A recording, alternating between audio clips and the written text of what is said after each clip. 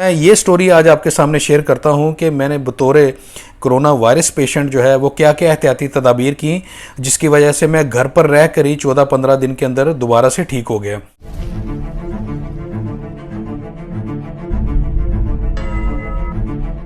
अस्सलाम वालेकुम, मैं हूं शहबाज बदर।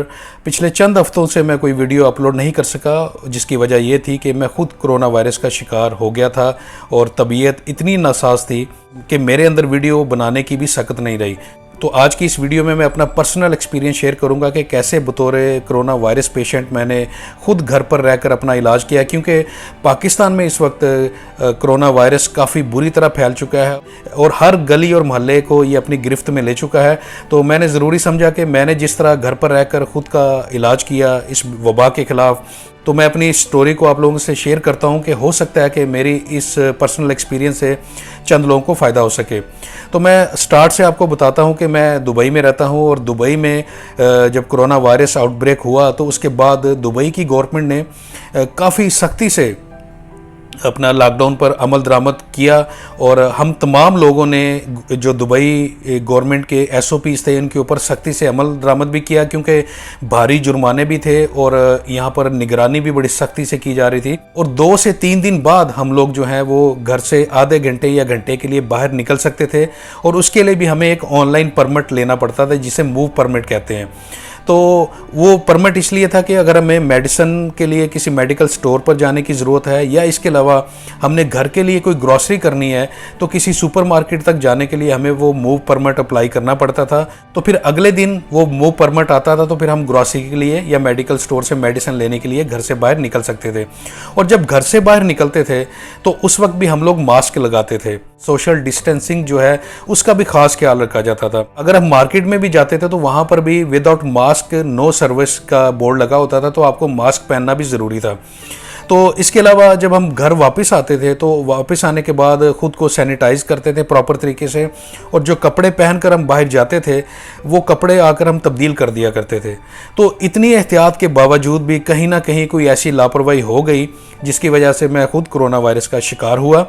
और शिकार जब हुआ तो फिर उसके आहिस्ता आहिस्ता जो सिम्टम्स होते हैं वो भी बाहर आना शुरू हो गए। तो मुझे एहसास हो गया कि मैं इस बीमारी का शिकार हो चुका हूँ। तो तब जाकर मैंने टेस्ट करवाया और टेस्ट जब पॉजिटिव आया तो फिर सबसे पहले मैंने जो अपने घर वालों को खुद से अलग किया, जो अपने खाने पीने के बर्तन थे, अपने कपड़े थे, अपना बेड था, उन सब को बाकी घर वालों से अलग कर दिया ताकि मेरी वजह से जो है बाकी लोग जो है वो मुतासर ना हो। तो इसके बाद खाने पीने में जो मैंने एहतियाती तदाबीर की, अपना जो लाइफस्टाइल है वो थोड़ा सा चेंज किया, अपनी जो रूटीन थी उसको चेंज किया खाने पीने के हवाले से। मैं ये स्टोरी आज आपके सामने शेयर करता हूँ कि मैंने बतौर कोरोना वायरस पेशेंट जो है वो क्या क्या एहतियाती तदाबीर की, जिसकी वजह से मैं घर पर रह कर ही 14-15 दिन के अंदर दोबारा से ठीक हो गया। मेरा टेस्ट पॉजिटिव आ गया तो उसके बाद मैंने जैसे आपको बताया मैंने खुद को बाकी घर वालों से अलग किया, कपड़े अपने अलग किए, अपने बर्तन अलग किए, और फिर इसके बाद मैंने जो रूटीन में है वो गर्म पानी का इस्तेमाल जो है वो बढ़ा दिया।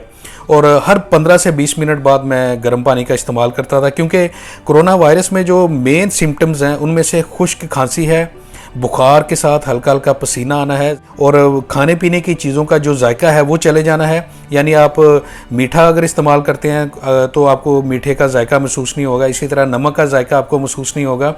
तो इससे आप अंदाज़ा लगा लें कि आप कोरोना वायरस का शिकार हो चुके हैं। इसके बाद जो गर्म पानी का इस्तेमाल बढ़ा दिया, इसके अलावा जो गर्म चीज़ें थी खाने पीने की वो मैंने बढ़ा दी, और जो ठंडी चीज़ें थी उनसे मैंने इज्तनाब शुरू कर दिया, ताकि क्योंकि ठंडी चीज़ों की वजह से ये वायरस फैलता है और गर्म चीज़ों की वजह से ये वायरस मरता है।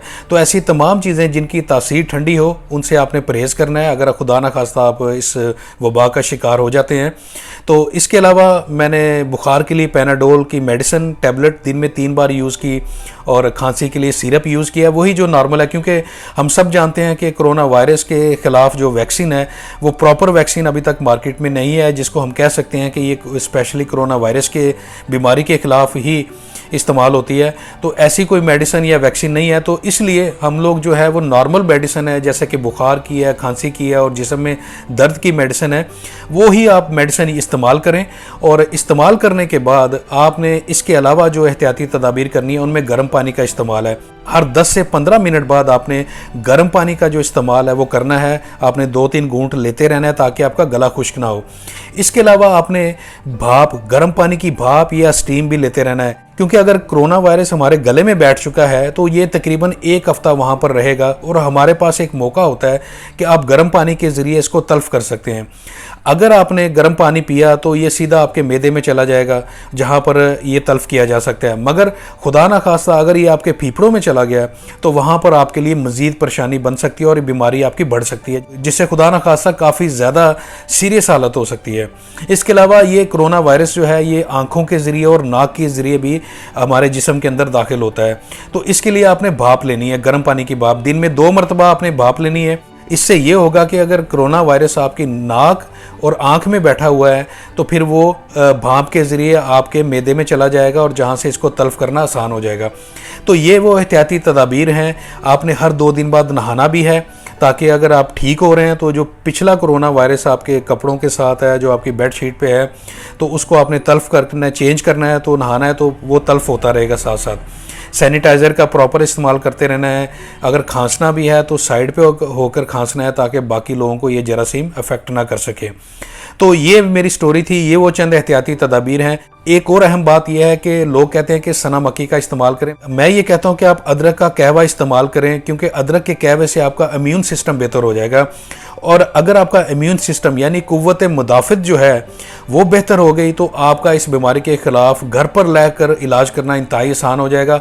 और आप अपनी नींद का ख़ास ख्याल रखें, क्योंकि जब आपकी नींद काफ़ी अच्छी होगी यानी आप पूरी नींद लेंगे तो आपका इम्यून सिस्टम भी बेहतर होता है, जिससे कुव्वत मुदाफ़त बेहतर होती है।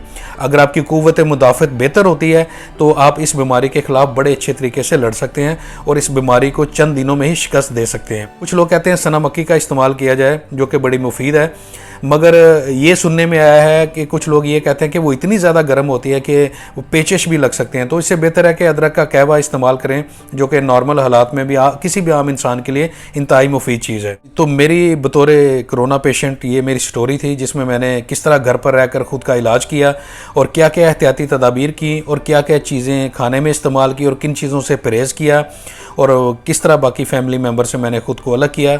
और 14 से 15 दिन के अंदर मैंने दोबारा जब अपना टेस्ट करवाया तो वो नेगेटिव था। तो अल्हम्दुलिल्लाह मैं ठीक हूँ, बस थोड़ी सी कमज़ोरी है और खाने पीने के साथ ये कमज़ोरी भी आहिस्ता आहिस्ता ख़त्म होती ही जाएगी।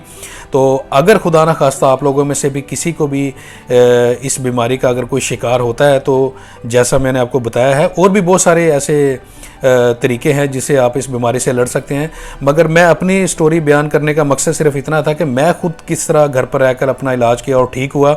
तो वो मैं ऑथेंटिसिटी के साथ मैं बात कर सकता हूँ कि मैं किस तरह ठीक हुआ, और वही मैं अपना पर्सनल जो एक्सपीरियंस है आपसे शेयर कर रहा हूँ कि हो सकता है कि मेरे इस पर्सनल एक्सपीरियंस को शेयर करने से चंद लोगों का फ़ायदा हो सके।